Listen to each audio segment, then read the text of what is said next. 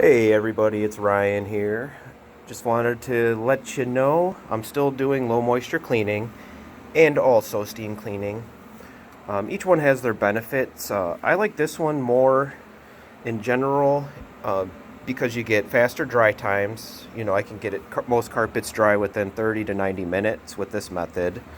Also, I noticed that the carpets seem to stay cleaner longer versus the hot water extraction cleaning.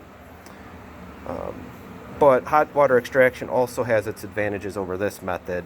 One being that I can, clean a home much quicker than doing low moisture. Low moisture, it usually takes me about an extra hour to get through a home because there's more steps involved. Hot water extraction, there's only about 4 to 5 steps depending on what you have going on. So just wanted to let you know. And I like to use it more on the filthier carpets, that require a little extra heat.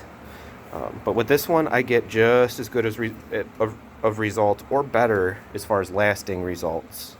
So just wanted to make you all aware. We still do this, and it's still my go-to, but we have the other depending on your situation. So, all right. Well, hope you're all doing well. Have a wonderful day, and we'll see you soon. Bye-bye.